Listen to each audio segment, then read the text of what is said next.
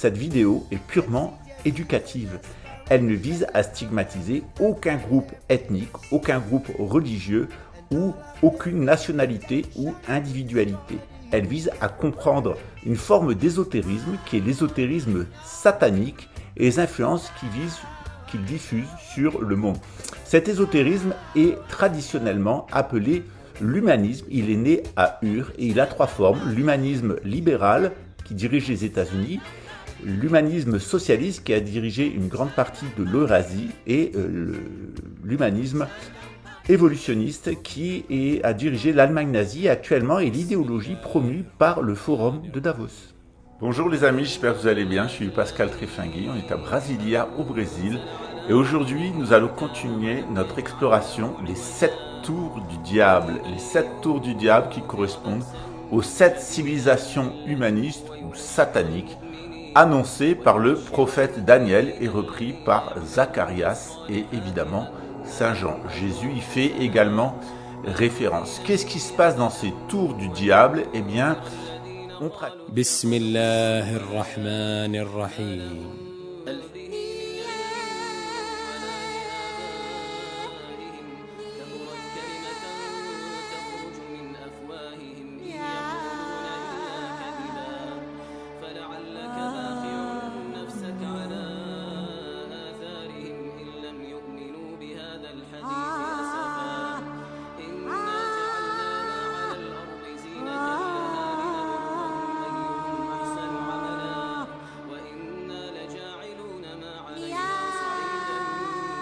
Qu'est-ce qui se passe dans ces tours du diable? Eh bien, on pratique la magie noire. La magie noire est basée sur la pédophilie, la drogue, les invocations à Satan, les crimes rituels, la lycanthropie et un certain nombre d'activités absolument détestables qui permettent d'incorporer les anges déchus, ceux du mont Hermon, dont le culte principal était à Pergame dans l'actuelle Turquie. Ce centre, avec l'apparition de l'islam, s'est déplacé vers l'Occident pour se localiser en Suisse, qui est le siège de Satan. Ne vous étonnez pas que toutes les influences nauséabondes du monde moderne et toutes les attaques sataniques viennent de la Suisse. Vous trouvez là l'intégralité des organisations internationales, du système bancaire, des sièges de grandes sociétés impliquées dans la guerre, dans la drogue, dans le trafic d'êtres humains, dans les produits chimiques, etc. La Suisse est véritablement la synagogue de Satan. Alors je ne parle pas des Suisses en général, je parle surtout d'une lignée de lycanthropes, une lignée de drogués, de lucifériens, dans laquelle on trouve par exemple la famille Schwab et bien d'autres familles typiquement suisses. Ces familles se sont trouvées impliquées dans l'anthroposophie de Rudolf Steiner et ses écoles Waldorf, qui sont chargés de véhiculer l'influence luciférienne. Les enfants, notamment, subissent une sorte de contre-rituel luciférien. On les fait rentrer dans une spirale avec des bougies de lumière, au terme de laquelle on leur remet une pomme. Ce rituel luciférien est fait chez tous les enfants qui sont victimes de la secte steinérienne. Quelle est l'origine de cette secte, celle de Rudolf Steiner? Eh bien, Rudolf Steiner a été pendant 10 ans le président de la Société théosophique d'Allemagne. Il avait pour homologue de l'autre côté de l'Atlantique, alors Rudolf Steiner, néo-nazisme. De l'autre côté, on avait une autre secte, la Rose-Croix, celle qui a fabriqué et construit les Guidestones of Georgia avec son programme de génocide, exterminer 7 milliards d'Homo sapiens sapiens, nous dit Yuval Harari, pour avoir 500 millions de personnes qui seraient contrôlées mentalement par l'intelligence artificielle et physiquement par des nanorobots.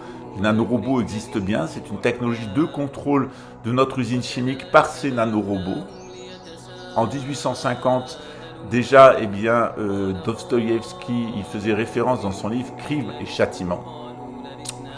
Et cette théosophie qui a donné l'anthroposophie du côté allemand et nazi et la Rose-Croix du côté du business plot de ce groupe fasciste à quel appartient Bush, etc.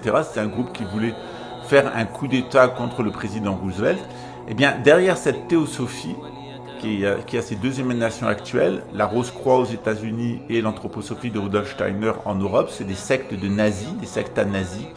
Ils sont nationalistes, socialistes et cartésiens, mais ils ont un culte irrationnel on le verra demain dans le cours de cosmologie, il y a un culte totalement irrationnel. Ce culte irrationnel, Blavatsky, la créatrice de la théosophie, qui est la pseudo-initiatrice de Rudolf Steiner et de la secte Rose-Croix, eh bien, elle a appris cela dans le cadre de l'islam. Elle a fréquenté les lycanthropes des cimetières du Caire qui pratiquaient eh bien, la nécromancie, mais aussi la nécrologie, puisqu'ils avaient des rapports sexuels avec des cadavres. Et ils absorbaient le sang des morts ou ils utilisaient les influences subtiles des morts pour obtenir de la magie. On est véritablement dans ce qu'on appelle le sihr, avec les houris, la magie noire islamique. Vous savez que moi, c'est un sujet qui me touche puisque ma grand-mère pratiquait le sihr et que je suis un zouri. Et donc, on est attaqué toujours par ces sectes-là qui veulent absolument notre sang parce qu'on a un certain nombre de dispositions spirituelles, un lien assez particulier avec Allah. Si vous le voulez bien, à la suite, je vous mets un petit extrait de cette magnifique émission italienne sur les 7 tours du diable que vous pourrez trouver en intégralité sur Dailymotion. Regardez-la avec évidemment un mental critique, mais il y a un certain nombre de données très importantes qui sont données. Derrière l'anthroposophie de Rudolf Steiner, derrière la Rose-Croix aux États-Unis, il y a la secte théosophique. Cette secte théosophique a été fondée par Blavatsky à partir de l'Égypte, à partir des résidus psychiques et de la magie noire islamique ou anti-islamique. Et évidemment, tout ça s'est assis à l'origine sur le socialisme français, en particulier sur le spiritisme d'Allan Kardec. Ça me touche aussi, puisqu'Allan Kardec est un de mes compatriotes, il était breton. On a véritablement là l'apparition d'une synagogue de Satan, les Alewa al-Shaitan, qui sont dédiés eh bien, à la diffusion d'influences néfastes. De nos jours, eh bien, ça a pris un jour électronique, c'est ce qu'on appelle la guerre électronique, c'est une forme de satanisme mémoriel qui fonctionne sur les mêmes principes et qui vise à l'asservissement de l'humanité afin que vous ne soyez pas conscient du grand événement de Pâques 2031. Alors on se retrouve bientôt pour des vidéos beaucoup plus explicatives, mais déjà avec le cours de gnose maçonnique, vous allez avoir tous les éléments clés qui vous permettent de comprendre la fin des temps et le rôle des 7 tours du diable et de la Suisse en tant que centre de diffusion de l'influence satanique dans le monde. À très bientôt. Ciao. Ensuite, quand René Guénon parle du Soudan, il donne dans sa lettre des précisions très détaillées, où il dit qu'il y a là-bas des populations qui se dédient à la lycanthropie, c'est-à-dire à la croyance d'après laquelle les êtres peuvent se transformer en loups ou en bêtes sauvages. Il parle notamment d'un village de 20 000 habitants, célèbre jusqu'en Égypte, où il y eut des témoignages oculaires de cérémonies lycanthropiques. En évoquant cela, il fait certainement référence à l'ethnie des Noubas, c'est-à-dire aux descendants des antiques Nubiens, que Leni Riefenstahl avait filmé dans les années 70. Ce peuple était héritier, entre autres, du royaume de Haute-Égypte, qui avait donné les pharaons noirs à l'Égypte. On le connaît aussi sous le nom de royaume de Méroé, royaume de Couche, et dont on a gardé de nombreuses ruines égyptiennes néolithiques. Ces ruines ont donc le pouvoir de posséder énergétiquement et spirituellement. Évidemment, d'après ce que l'on comprend de la tradition des tours du diable islamique, elle se réfère à la magie noire islamique. Les personnages dont on parle sont donc des mages noirs, entre guillemets musulmans, qui aimaient fréquenter des lieux de pouvoir, en particulier des lieux solitaires comme peuvent l'être des tours ou les ruines d'édifices désaffectés, et dont la solitude leur permettait de se consacrer à leur méthode personnelle de contemplation. La fréquentation habituelle de ces lieux esselés leur donnait l'illusion d'être investis d'une puissance particulière, alors que ces lieux suscitaient angoisse et crainte parmi les habitants normaux, si je puis dire. Et plus au nord? En montant vers le nord, René Guénon parle très élégamment de la Syrie dans son compte-rendu sur le livre de Seabrook. Parce que Seabrook avait consacré un quart de son livre aux Druzes du Liban et de Syrie, qu'on appelait alors la Grande Syrie.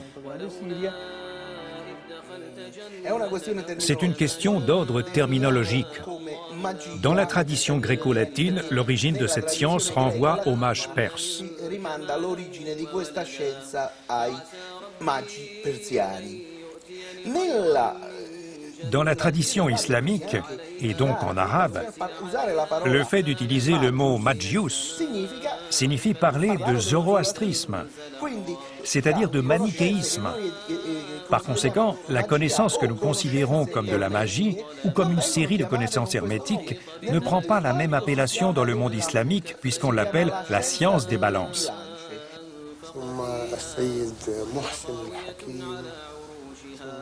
Depuis toujours, l'islam conjugue la foi à l'action politique, sociale et militaire pour défendre les lieux sacrés. La magie est un héritage antique. Elle entre dans l'enseignement de l'islam, car l'homme doit agir directement avec la foi et politiquement. C'est ça, la magie du combattant. Gépère, philosophe de l'islam médiéval et disciple de l'imam Jafar Assadi, le descendant de 4e génération du prophète Mahomet, a réintégré cette connaissance de la magie comme faisant partie de la doctrine islamique d'origine.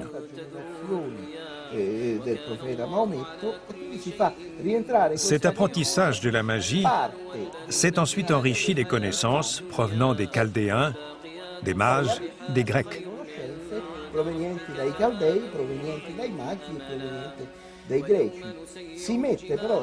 Cependant, il met toujours en garde contre la possibilité d'une utilisation négative, c'est-à-dire contre ce que nous considérons comme la magie noire, et que le Coran décrit comme une tradition dérivant à l'origine de l'implantation des anges tombés à Babylone.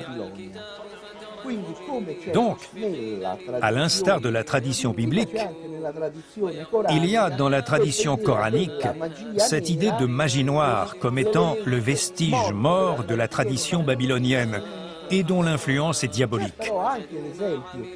Mais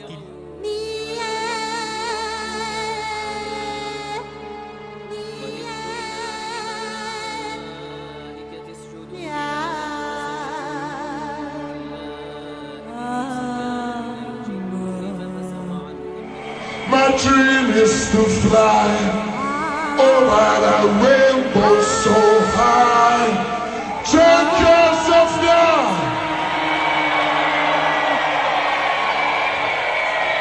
See you soon. Peace.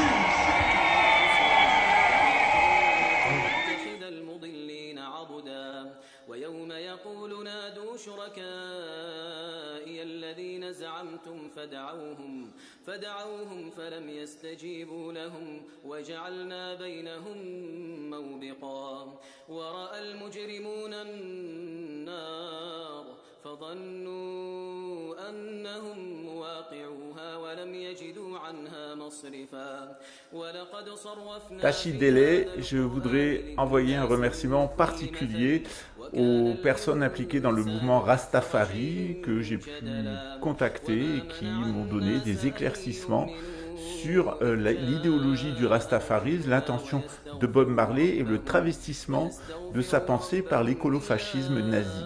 À très bientôt.